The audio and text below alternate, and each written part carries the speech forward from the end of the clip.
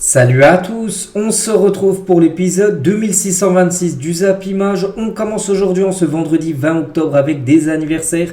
On peut voir par exemple que Jérémy Pino, il fête aujourd'hui ses 21 ans, le jeune joueur de Villarreal. Ou par exemple Lookman, le joueur de l'Atalanta Bergame, il fête aujourd'hui ses 26 ans. Et il y a aussi Omar Da Fonseca, donc c'est quelqu'un qui commente les matchs en gros sur beIN Sport. Il fête aujourd'hui ses 64 ans, il commente souvent les matchs du Real ou même du Barça. Donc on lui souhaite également un bon anniversaire. On continue, on va parler d'une info officielle. Donc le match Belgique-Suède ne sera pas rejoué. L'UEFA entérine le score de 1 partout. Souvenez-vous, ce match qui avait lieu en début de semaine où il y avait eu l'attentat du côté de Bruxelles. Et le match avait été arrêté à la mi-temps. Du coup, le match ne sera pas rejoué. Il s'arrête à 1 partout. Voilà. On garde ce résultat pour le score final. Donc la Belgique, de toute façon, ça ne change pas parce qu'ils sont déjà officiellement qualifiés. Et la Suède aussi, ça ne change pas parce qu'ils sont au mieux terminant 3e. Parce que la deuxième place, ça sera l'Autriche qui sera 2e. Donc c'est pour ça qu'il y avait ça ne changeait pas au niveau classement, c'est pour ça que le score de 1 partout reste. On continue, on va parler également d'une autre info officielle. l'UEFA suspend la tenue de tous les matchs internationaux à Israël. Donc match de la sélection, ils ne peuvent pas se jouer en Israël. Maccabi Haïfa en Europa League, qui est d'ailleurs dans le même groupe que le Stade Rennais. Ils ne pourront pas recevoir en gros à domicile. Le Maccabi Tel Aviv en Conference League ne pourra non plus pas recevoir. Donc les clubs et la sélection joueront désormais en dehors du territoire d'Israël pour leur match à domicile. Et ce tant que cette décision restera en vigueur. Donc voilà, concernant les prochaines rencontres, que ce soit de la sélection ou des clubs d'Israël, ça sera que à l'extérieur qui joueront leur rencontre. Le Paris Saint-Germain demain qui joue contre l'équipe de Strasbourg à 17h. Donc le PSG craindrait que des supporters parisiens abordent plusieurs drapeaux palestiniens en tribune face à Strasbourg samedi prochain, donc demain, lors de cette rencontre à 17h. Le programme aujourd'hui, parce que c'est la reprise, la trêve internationale c'est fini, enfin on peut dire, parce que bon, il y en a qui aiment bien, moi je préfère les matchs de club. Donc ça reprend ce soir avec 3 affiches en Bundesliga. Dortmund contre le Werder de Brême. En Liga, c'est Osasuna Grenade. Et en Ligue 1, il y a un beau match entre Le Havre et Lens. A noter les gars que ce match sera guichet fermé du côté du stade Océane, le stade de l'équipe du Havre. La une aujourd'hui du journal L'équipe, et ça parle de l'Olympique de Marseille. Plus jamais les premiers points d'interrogation. Et si on zoome un petit peu sur ce qu'ils peuvent mettre sur l'OM, donc dans un entretien à l'équipe, Marcelino, l'ex-entraîneur de Marseille, affirmait le 11 octobre dernier que l'OM est un club qui régresse. Nous avons vérifié. Donc voilà la une aujourd'hui de ce journal L'équipe. On va parler du joueur anglais Jadon Sancho. On sait que sa situation est très délicate du côté de Manchester United et ça se confirme. Donc déjà il est exclu de l'entraînement là depuis pas mal de temps parce qu'en gros il ne veut pas s'excuser auprès d'Eric Ten Hag, et tant qu'il n'aura pas présenté ses excuses, il ne réintégrera pas le groupe pro, on peut dire. Et on peut voir qu'il a même été convoqué, n'a pas plutôt été convoqué pour la photo officielle de Manchester United à Carrington. Carrington, c'est où s'entraîne à Manchester United. Donc la fin semble plus proche que jamais entre les deux parties. Donc là maintenant il y a la photo officielle de Manchester United, mais il n'y a pas Sancho dedans parce qu'il n'a pas été invité à être sur cette photo, parce qu'on sait que c'est très délicat. Ça sent comme le départ de Sancho en janvier prochain. Toujours avec Manchester, parce que ça les concerne. Donc le Tchèque Jassim, ex-prétendant au rachat de Manchester United, a critiqué la gestion du club par les Glazers, donc les propriétaires de Manchester United. Donc ils accusent les dirigeants de viser une valorisation haute pour vendre des parts minoritaires à prix fort, sans intention de vente réelle. Donc voilà, en gros ce qu'il dit, c'est que la famille Glazer, en gros, ils avaient dit officiellement oui, on souhaite vendre Manchester, mais en gros, ils ont peut-être dit ça, mais en bluffant, en gros, parce qu'en gros, peut-être ils n'étaient pas prêts à vendre Manchester United. C'était peut-être pour faire monter le prix de la valeur de Manchester United et seulement vendre des parts minoritaires, peut-être 10, 20, 25%. Tiens, propriétaire d'Ineos Jim Ratcliffe devrait acheter 25% de Manchester United. Donc voilà ce qu'a pu dire le Tchèque Jassim par rapport à l'équipe des Red Devils. On va parler de Roberto Martinez. Donc c'est le sélectionneur portugais, ancien sélectionneur de la Belgique. Donc il a parlé de Ronaldo. Il a dit je n'ai jamais travaillé avec un joueur aussi dévoué que Cristiano Ronaldo. Il prend incroyablement soin de son corps. Nous avons Cristiano avec nous pour un moment. Donc voilà, déjà pour l'Euro, parce qu'oubliez pas que le Portugal c'est officiel, sera à l'Euro l'année prochaine et peut-être jusqu'à la Coupe du Monde. Donc voilà, Roberto Martinez très satisfait de son capitaine Cristiano Ronaldo. Et toujours avec Ronaldo, on sait qu'actuellement il est quand même à 40 buts sur cette année 2023. C'est le meilleur buteur, il fait mieux que Mbappé ou même Haaland, on en parlera tout à l'heure. Et Al Nasser a décidé de célébrer avec un gâteau les 40 buts de Cristiano Ronaldo en 2023 et ses 127 buts avec le Portugal. On peut voir, tout en haut c'est marqué 127 buts en 203 matchs avec la sélection portugaise et 40 buts en 2023. Donc c'est un gâteau. Et les joueurs de Al Nasser ont donné le gâteau, enfin ont offert le gâteau tout simplement à Cristiano Ronaldo qui était très surpris. Donc voilà, concernant CR7, ça se passe très bien actuellement lui. Du côté de l'Arabie Saoudite et toujours avec Cristiano Ronaldo, here we go de Fabrizio Romano, ça concerne plutôt son fils, Cristiano Ronaldo Junior avec les U13 d'Al Nasser, here we go. Le fils de Cristiano Ronaldo portera le numéro 7, il va commencer l'entraînement très prochainement et disputer ensuite ses premiers matchs avec les catégories jeunes de l'équipe de Al Nasser. En gros, il fait comme son papa. On va parler de Léo Messi. Donc, le Barça envisage d'organiser un match d'adieu et d'hommage à Léo Messi. Ça sera un match d'adieu, mais peut-être dans le nouveau stade quand il sera prêt en 2026. Parce qu'actuellement, vous savez que le Camp Nou est en rénovation totale. Il n'y a même plus le 3e étage. Il a été rasé. Mais bon, il faut tout détruire pour reconstruire, bien sûr. Donc, voilà, quand le stade sera prêt, peut-être il y aura un match d'hommage, un match d'adieu tout simplement pour Léo Messi. Il restera toujours la plus grande idole de l'histoire du club. Voilà, du côté bien sûr du FC Barcelone. On va parler de Kylian Mbappé. D'après le journal Marca, c'est un journal espagnol. Donc Mbappé envisagerait de quitter le PSG à l'été 2024. C'est fort possible, n'oubliez pas qu'il est en fin de contrat en fin de saison. Donc oui, c'est-à-dire qu'il peut quitter le club du PSG en fin de saison. Et moi je le vois bien quitter Paris vu qu'il n'y a plus de contrat. Même si sur son maillot c'est marqué 2025, c'était plus l'année en option. Il ne l'a pas levé, cette année en option. Donc c'est bien 2024. Et non 2025, où là on peut le voir avec le maillot. Bref, donc le Français regretterait d'avoir renouvelé son contrat avec le club parisien. Rien ne se passerait comme Mbappé l'avait imaginé au moment du renouvellement de son contrat en mai 2022. Donc voilà. Bon, après c'est Marca qui envoie ça. C'est un journal espagnol. On sait qu'en Espagne, des fois, ils envoient un petit peu des infos un peu fake. Enfin, j'en sais rien, mais voilà, c'est quand même, ça se peut quand même que Mbappé quitte bien sûr le PSG en fin de saison. On va parler, peut-être va jouer Mbappé la saison prochaine, le Real Madrid. Et au Real, il y a le jeune Arda Güler. Et Arda Güler a un meilleur potentiel que Léo Messi. C'est ce que déclare Erol Tokozler, l'entraîneur d'Arda Güler lorsqu'il évoluait chez les U13 de Genkerbirgli.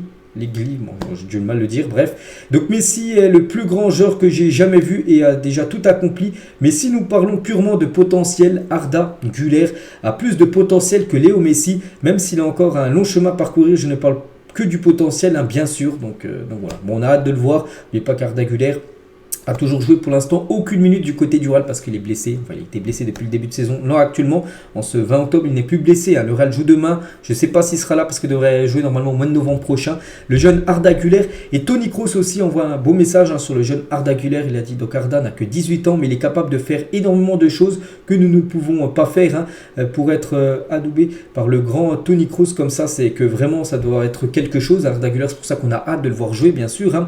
On devrait pouvoir découvrir le jeune turc avec les merengues dans les prochaines semaines. Comme j'ai dit, ça devrait être au mois de novembre qu'il devrait faire ses premiers pas du côté du Real parce qu'il aurait pu jouer potentiellement demain, mais le Real ne veut pas le faire revenir trop rapidement. Il est déjà blessé depuis le début de la saison, c'est pour ça qu'ils veulent prendre, qu'il soit sûr qu'il soit 100% pour enfin disputer ses premières minutes au club.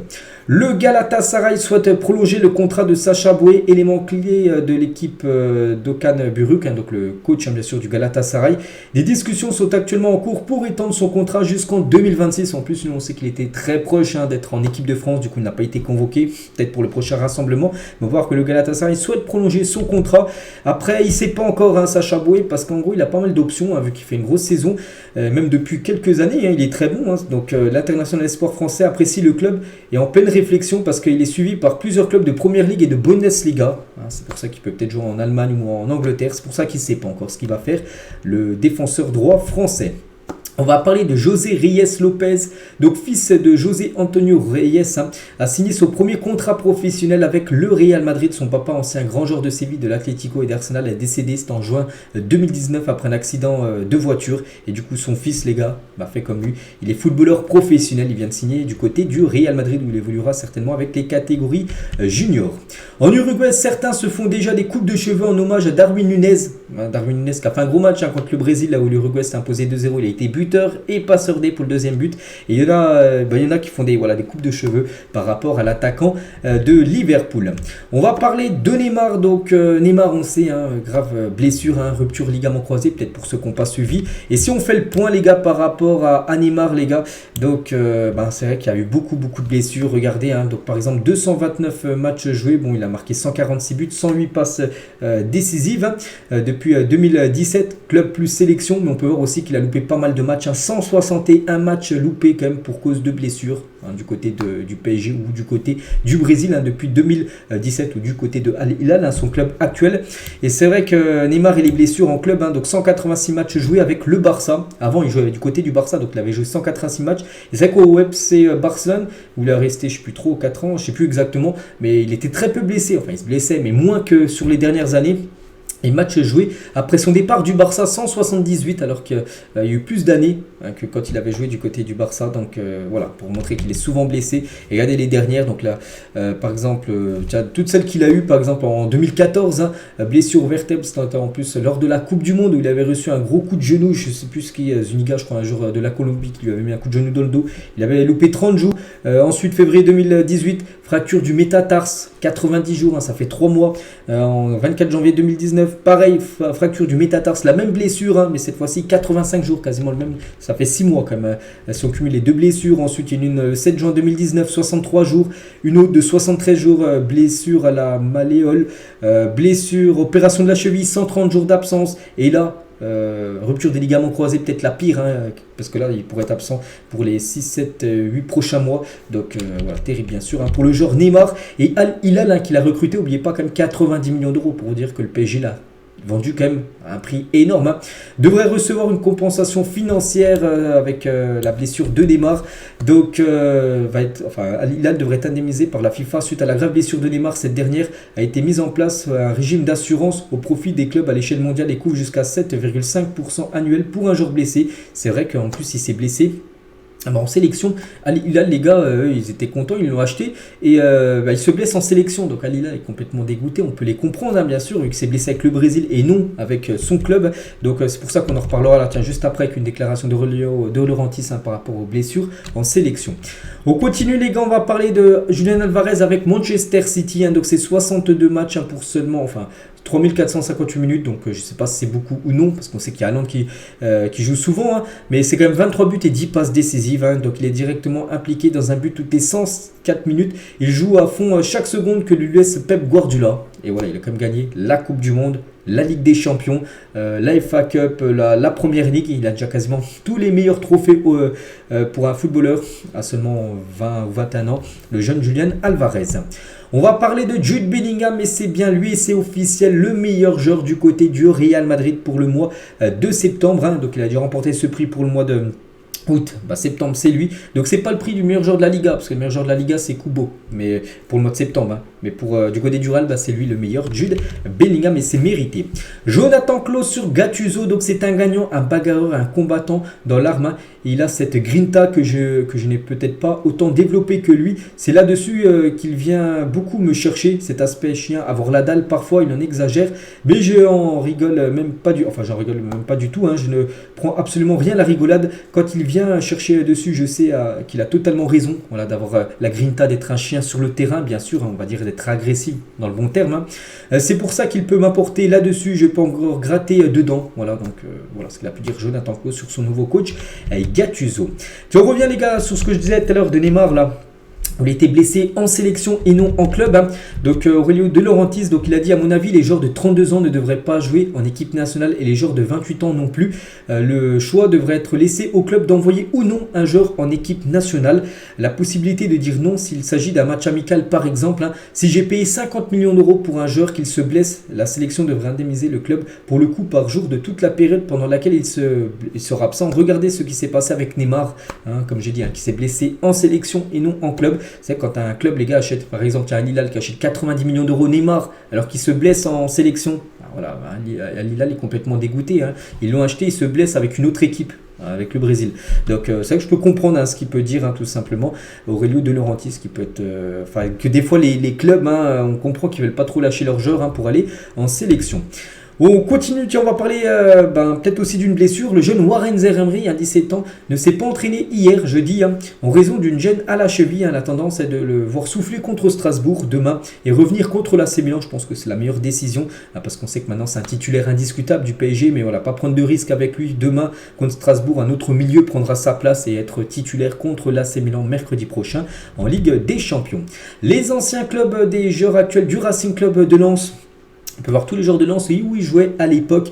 Bon, je ne vais pas tous les citer, mais par exemple, Brice Samba, c'était Nottingham Forest. Je ne sais pas, tiens, Machado, c'était du côté de Toulouse. Frankowski, c'était du côté de Chicago en MLS. Ou Sotoka, c'était à Grenoble. Et tous ces joueurs, maintenant, font une grande saison. Enfin, la saison dernière a été bonne. Le début de saison, là, bon, ça va un petit peu mieux pour Lens. Ils ont gagné Arsenal, n'oubliez pas. Donc, que du recrutement malin pour un collectif puissant du côté de cette équipe lensoise qui se déplace, n'oubliez pas, au Havre ce soir. La première ligue is back ce week-end, dès demain, parce que là ce soir il y a 3 championnats qui reprennent, pas la première ligue. La première ligue c'est demain. Et n'oubliez pas que ce week-end en première ligue il y a un gros match, Arsenal contre Chelsea. C'est toujours un match spécial, c'est le derby, parce que les deux clubs sont dans la ville de Londres. Donc c'est demain. Et quelques photos de la reprise de l'entraînement du côté des clubs anglais, comme du côté de Liverpool avec Van Dijk, avec Szoboszlai. On peut voir aussi du côté de Manchester United avec Fernandes et Marcus Rashford. Arsenal, Bukayo Saka et Gabriel Jesus, ou même du côté de Chelsea, bien sûr Enzo Fernandez et le coach, Maurizio Pochettino et Chelsea. J'ai dit demain ils affrontent Arsenal, et regardez le gros programme de Chelsea pour les prochains matchs. Donc demain 21 octobre, Arsenal au programme, je ne sais pas c'est quel horaire, on en reparlera demain. Ensuite bon, il y a Brentford, on va dire ça va, et après il y a Tottenham qui est le premier de la première ligue. Ensuite Manchester City, compliqué, Newcastle, Brighton, Manchester United. Donc voici les 7 prochains matchs de Chelsea. C'est quasiment que des gros morceaux pour les Blues. Donc voilà, il ne va pas falloir se louper pour cette équipe qui a beaucoup investi lors des derniers mercato. On va prendre la direction de l'Allemagne. On va parler, c'est officiel, de Guirassy est élu joueur du mois de septembre en Bundesliga. Et c'est amplement mérité quand on sait tous les buts qu'il a inscrits. Donc déjà, félicitations à lui. Un petit rappel les gars, au mois de septembre, il a joué 5 matchs, il a inscrit 10 buts.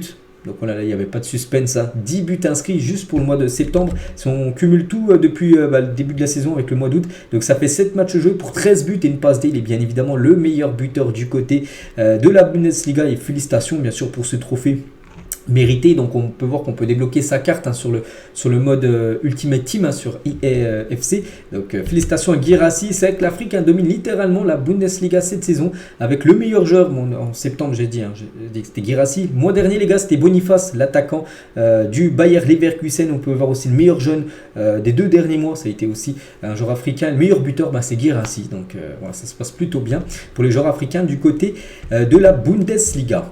On va parler d'une blessure, c'est Tyler Adams sera absent au moins jusqu'à la mi-février après avoir subi une deuxième opération aux ischio-jambiers, rapporte un journaliste. Donc lui c'est un joueur américain, je crois qu'il est américain de Bournemouth. Il est blessé jusqu'à février prochain. On lui souhaite bien sûr un bon rétablissement. On va parler de Régis Brouard. Ne comprend pas pourquoi les joueurs de football ne s'intéressent pas à leur sport. Donc il a dit le plus navrant, c'est qu'on a parfois l'impression que les joueurs se font chier. Je parle des joueurs en général, mais comment tu peux te faire chier? J'ai toujours été surpris des fois le lendemain des grands matchs européens de Ligue des Champions, donc le mardi ou le mercredi. On arrive le matin à l'entraînement et je pose la question, vous avez regardé le match hier soir? C'est à ces joueurs qui l'entraînent. Donc le Barça, le Real, Manchester City, on touche le gros football mondial bien sûr. Je ne sais même pas si 20% de l'effectif a regardé le match et moi ça me rend fou. Il comprend pas pourquoi ces joueurs ou même les joueurs en général ne regardent plus de football, et même quand on parle de grands matchs de Ligue des Champions. Donc voilà ce qu'a pu dire Régis Brouard. Jérôme Roten sur Gérard Darmanin qui accuse Karim Benzema d'être lié aux frères musulmans. Donc Jérôme Roten hier sur RMC Sport, il a dit par contre qu'il se la ferme en fait en parlant du ministre de l'Intérieur. Donc les ministres de l'Intérieur, il se permet de parler comme ça à un citoyen français. Voilà ce qu'a pu dire Jérôme Roten sur ce feuilleton. Et Karim Benzema, parce qu'actuellement on parle beaucoup de lui par rapport à cette affaire-là, va porter plainte aussi contre Éric Zemmour qui a accusé le joueur d'avoir un lien direct avec l'attentat d'Arras, annonce Libération. Libération c'est un journal, donc l'attentat d'Arras, c'était vendredi dernier. Donc voilà, Zemmour il dit que Benzema a un lien avec ça.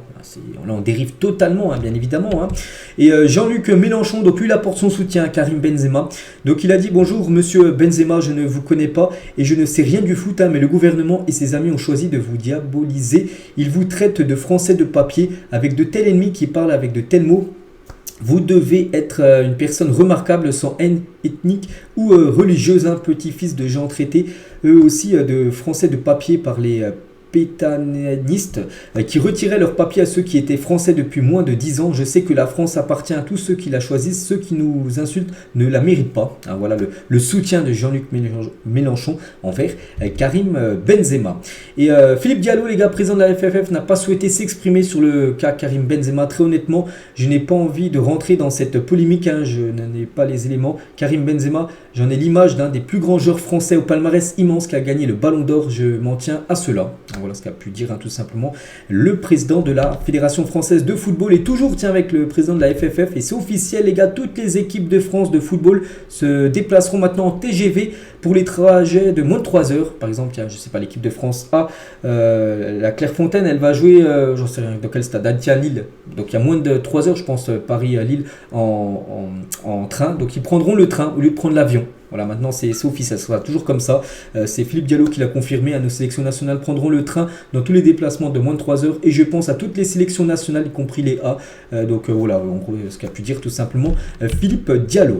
Léo Balerdi, donc il y a eu des contacts au mercato d'hiver 2023, donc il y a quasiment un an, avec l'Ajax Amsterdam. Hein, mais je me sentais très bien à l'OM. Hein, et je jouais beaucoup avec Igor Tudor. Donc j'ai refusé leur offre d'avoir signé du côté de cette équipe de Amsterdam.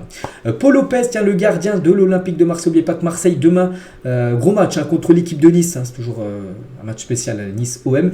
Donc c'est demain soir et Paul Lopez qui est en conférence de presse raconte avoir traversé une période très compliquée à cause de problèmes personnels en début de saison. Il a dit le mois d'août a été compliqué pour moi, pas sportivement, c'est plus individuellement et mentalement avec moi-même. Hein, j'en parlerai après la saison. J'ai parlé avec le club, j'ai parlé avec le président pour avoir un peu plus de temps pour moi-même parce que j'avais besoin de ça. C'est la vie, il y a des bons moments et des mauvais moments. Je n'ai pas bien commencé ma saison. Je n'ai pas joué à mon niveau. Je me sens de mieux de match en match. Hein.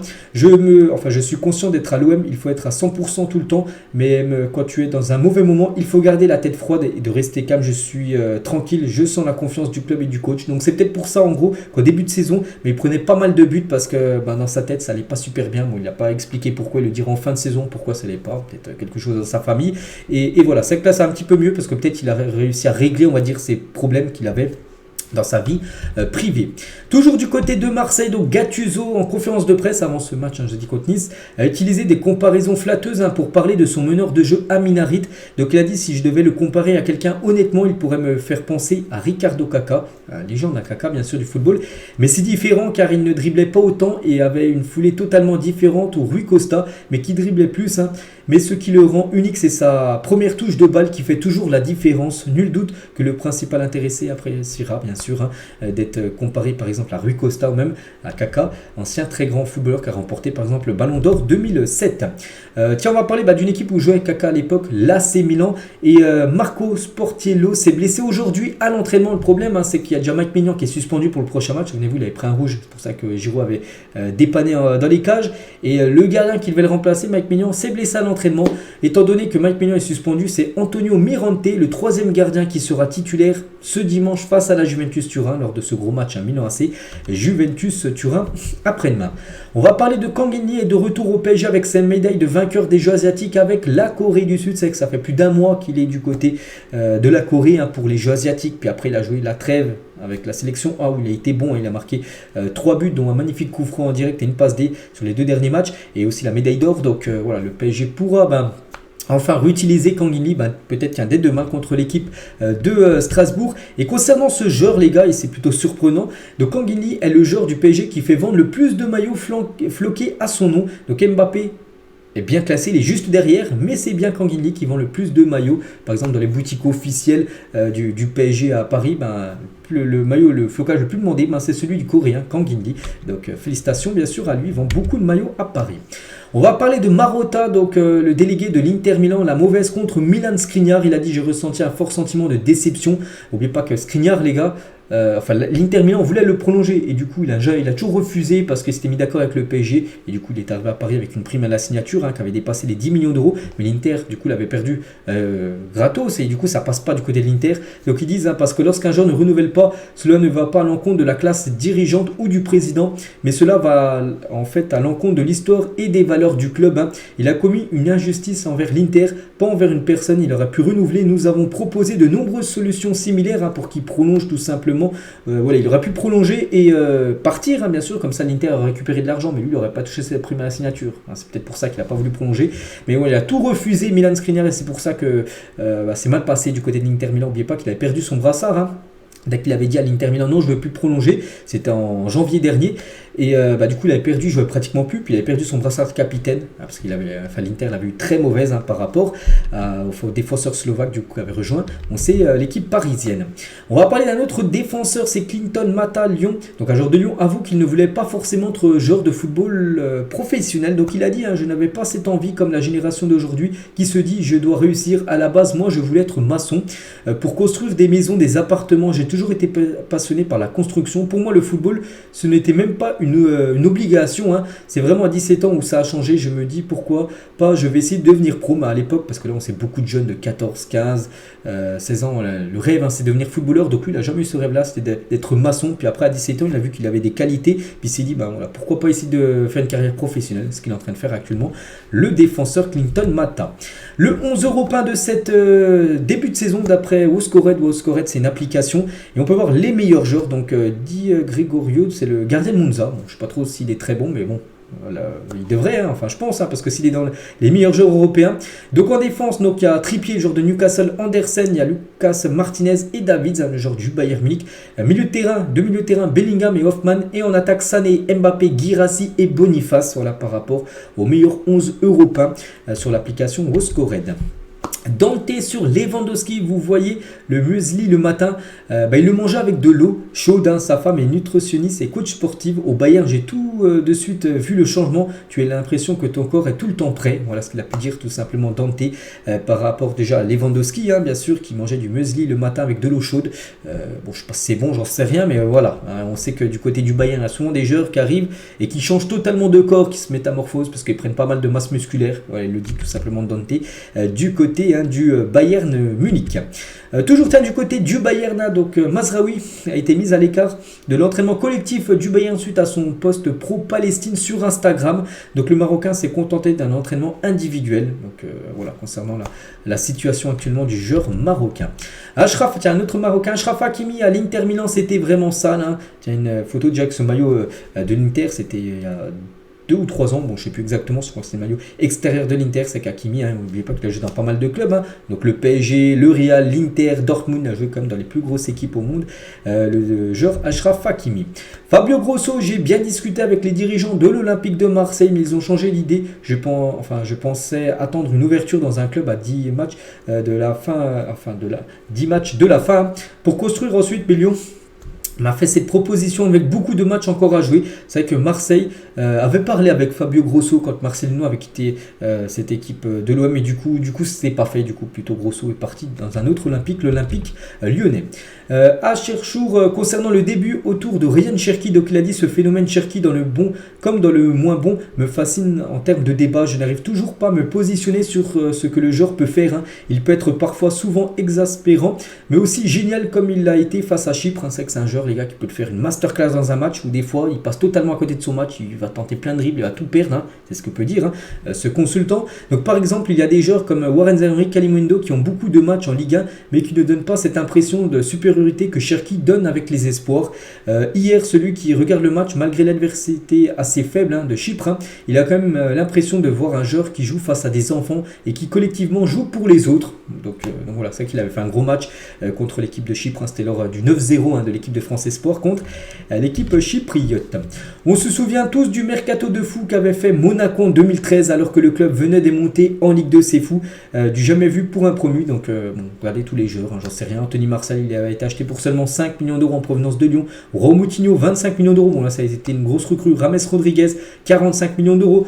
Toulalan, 5 millions d'euros. Donc Monaco qui montait de Ligue 2, parce qu'ils jouent en Ligue 2 il y a à peu près, il y a 10 ans ils avaient évolué en Ligue 2, bon ils ont fini au premier. Et c'était remonté, puis voilà, ils avaient fait toutes ces recrues. On peut voir le prix qu'ils avaient acheté. Falcao, 60 millions d'euros pour une équipe qui monte de Ligue 2 en Ligue 1, c'était énorme bien sûr d'investir autant.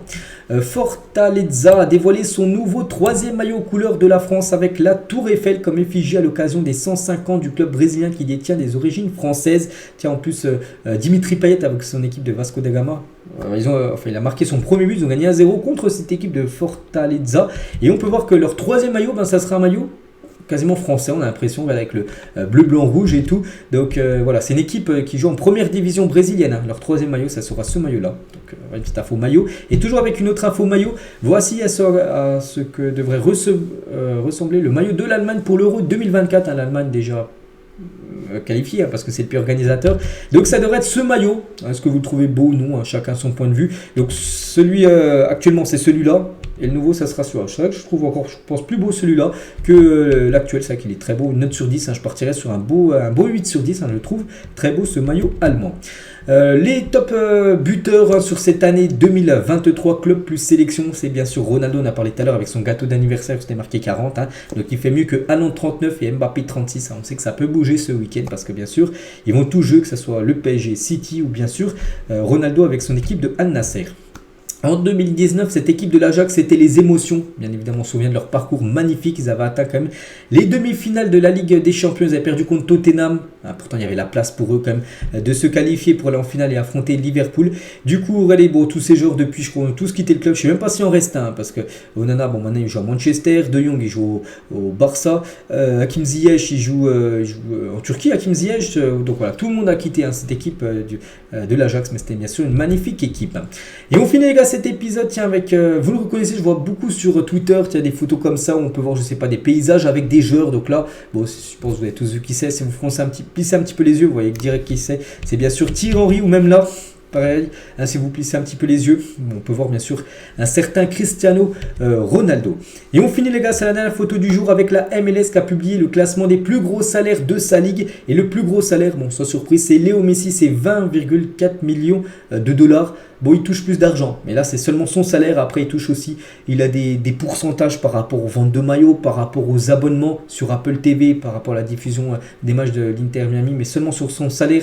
Il touche 20 millions, hein, c'est déjà le plus gros. Insigne, les gars, c'est 15 millions. Tiens, l'ancien joueur de Naples, hein, il touche aussi pas mal d'argent du côté de Toronto. Ou Shaqiri, l'ancien Lyonnais, lui, du côté de Chicago, il touche 8 millions d'euros. On peut voir voilà, pas mal d'anciens joueurs en Europe, parce que Javier Hernandez, Chicharito jouait aussi à l'époque en Europe. Hein. Bernardeschi jouait à la Juventus Turin. Douglas Costa, il jouait du côté du Bayern. Hein. Même Benteke. Donc voilà, il y a pas mal d'anciens joueurs européens maintenant qui touchent des gros salaires, hein, du côté des États-Unis. On finit avec ça. J'espère que ça vous a plu. On se retrouve tout à l'heure à l'After Zap Image et demain, bien sûr, demain samedi pour le prochain numéro. Je vous souhaite un bon vendredi et à demain.